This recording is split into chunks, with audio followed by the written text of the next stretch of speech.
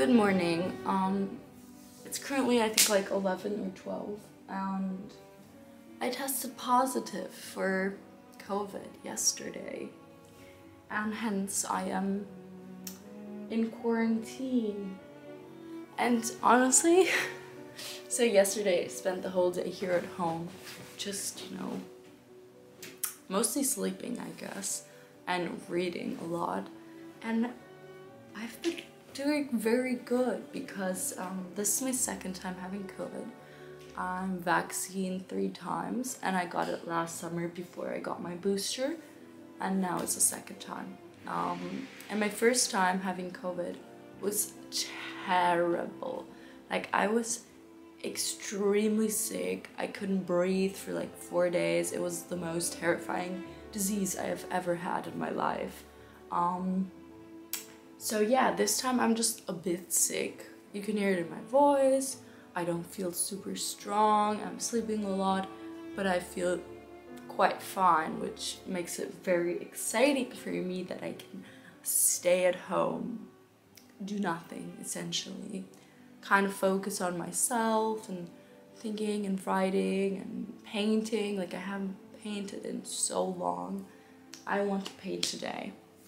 So yeah, I thought I would vlog this solitary situation and yeah, enjoy my own company.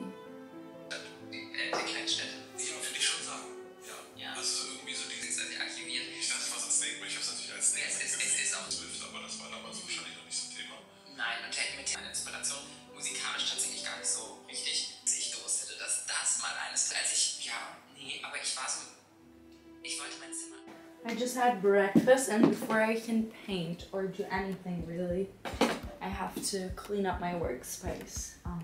So since it's summertime, I don't really like working inside. Like, I prefer being at the library or in a cafe or at a terrace or at a rooftop or like any place that's just like not inside, because it makes me feel kind of like claustrophobic when I have to be. I don't know, it doesn't make sense because right now I'm happy to be inside, but I feel like it's because I have an excuse to be inside. But when everybody else is outside and I could be outside, then I have this need to be outside, even though it doesn't make me feel that well. Anyways, the quintessence of this all is just that I don't understand how this room gets so messy, even though I spend like no time in here whatsoever. I live with my roommates and I have 2 rooms. When I first moved in here, this was my room. I used to have 2 roommates and now I only have 1. And it's only 12 square meters here.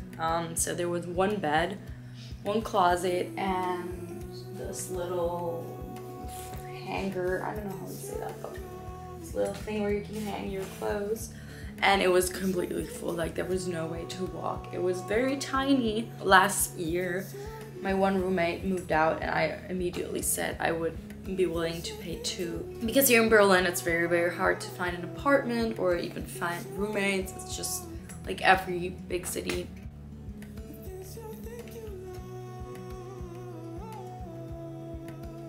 So I just finished reading Time is Mother by Ocean Vuong. I hope I pronounced that correctly.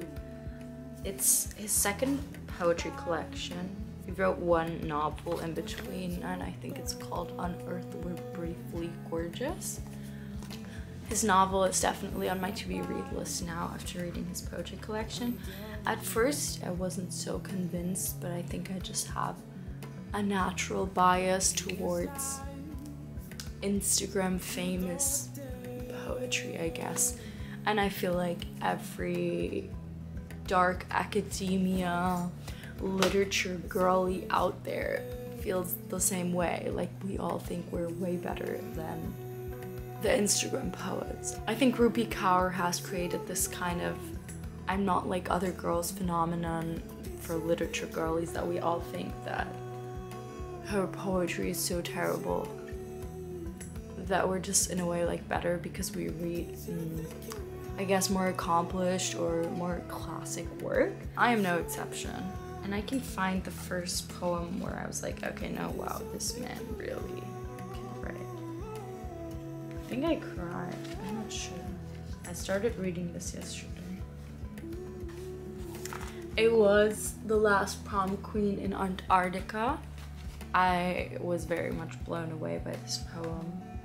And I also liked his longer prose styled text, like Nothing is really beautiful. Also, at the end of the book it says he wrote it at the Emily Dickinson writing room or something.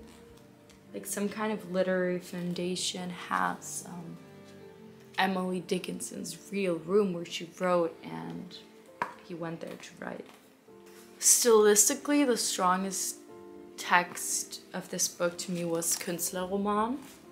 I find it always a bit pretentious when people use foreign words when it's your own language. Like, he's an American Vietnamese poet, and having this German word, it just like gives me something. But then I started reading it and I was like, wow, this is stylistically very accomplished, and it's a great idea. The execution is perfect. Look at me being a literary critic. So yeah, in general, Ocean Vuong writes his poetry in a very fragmented way. He uses a lot of very, very strong enjambments, which kind of destroy the flow of reading, but it's very much on purpose, and it's just kind of one of his stylistic characteristics in at least this poetry collection. I don't know about his other work.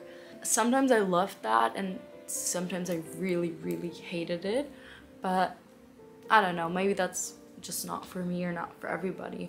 But which I did love a lot was his pacing. He's very good at pacing. The little breaks and switches between slow and fast-paced words and structure, and also like the kind of inner melody of a poem was pretty good.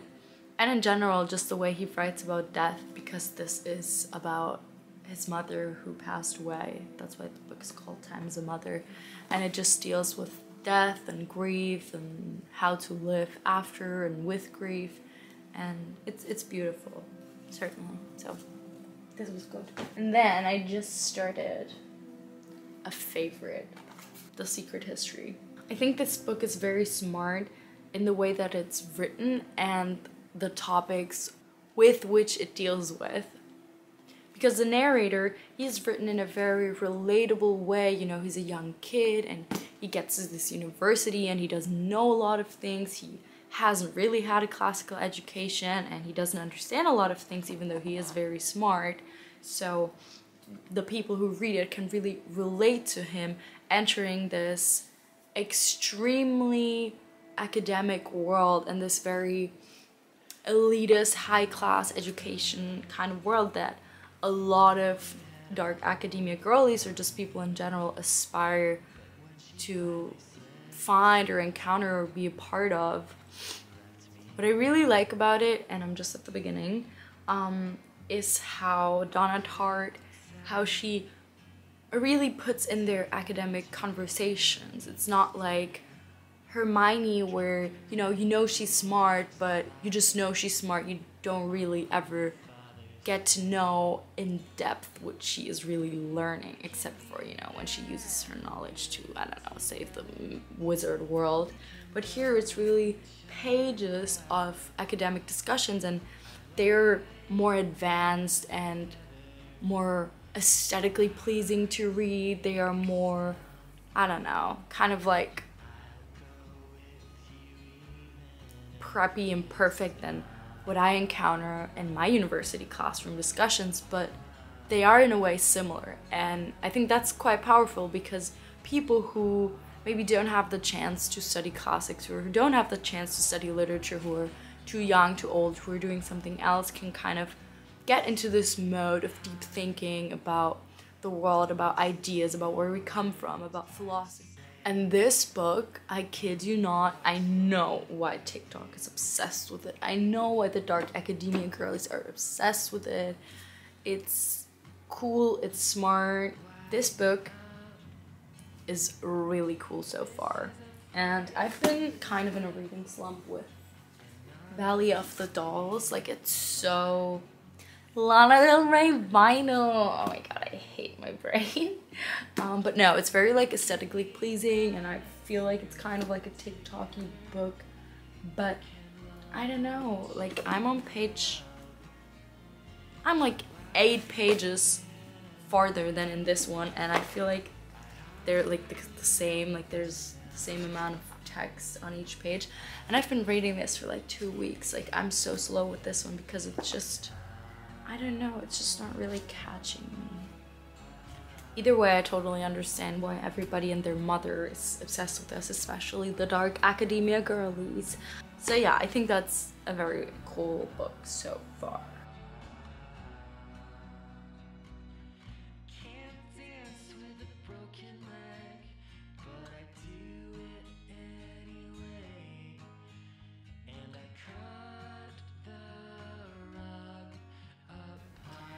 Instead of reading The Secret History, I've spent an hour on the Secret History hashtag on Book Talk. And now I know so many spoilers, and it's bothering me, but it's also my own fault.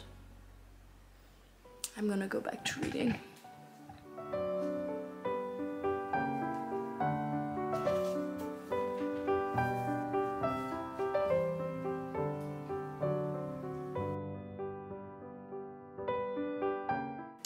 I need sticky notes, and since I'm already ordering things, I decided I would order some books. I'm getting Nausea by Jean-Paul Sartre. I've been wanting to read this since high school because I did my French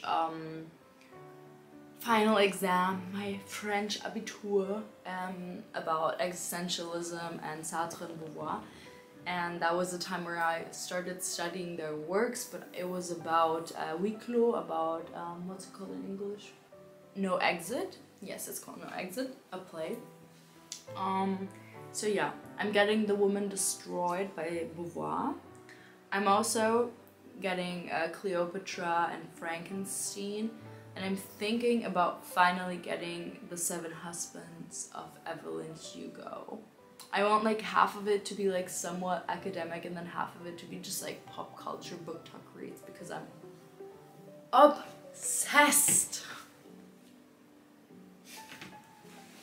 Oh my god. Oh my god.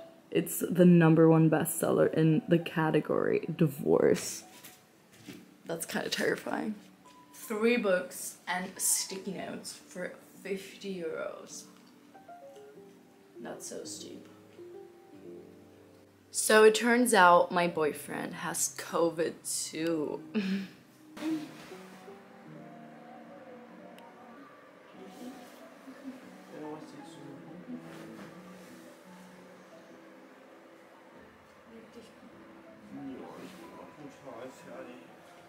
I've made myself an acai blueberry vegan yogurt smoothie, and I will now try and work in my dark room where my boyfriend is. I don't know what he's doing there, but he is doing there something.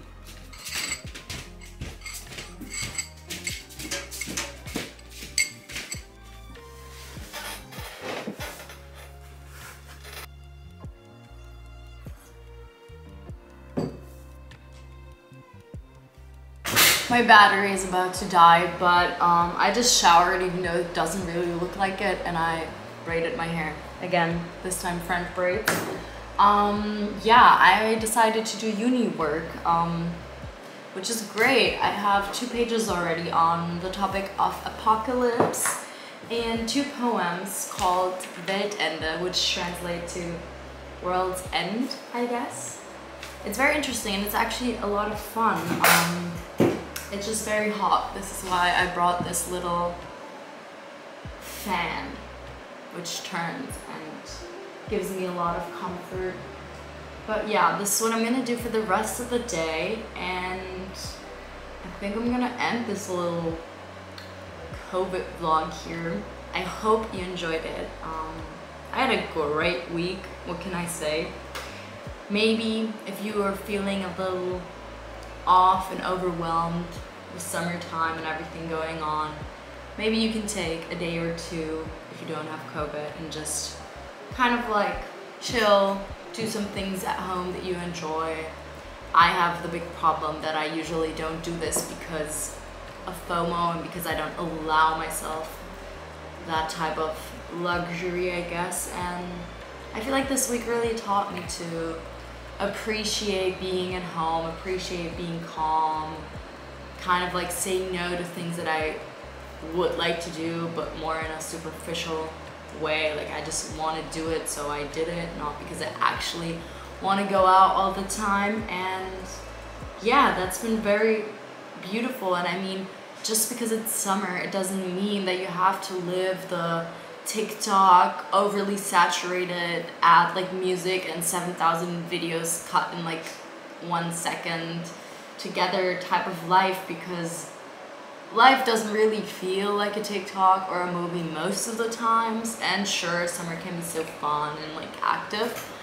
It should be really fine to just do things that make you feel comfortable, that make you happy, even if it's in a more simple way, in a less ostentatious Instagram crazy life way, because I don't know, life should be whatever you want it to be, and if it's calm and chill, then that's what it's gonna be. And yeah, it's kind of sad that it took me getting COVID to realize that.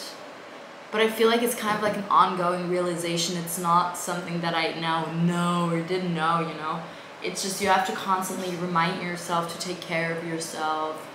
Not in a cringe self-care, that girl way, but in a real, honest, being truthful to yourself and your needs way. Yeah, period. That's all I have to say, I guess. Now that I have time with the camera, I'm kind of tempted to tell you all about my schoolwork because it's kind of cool. And actually I will.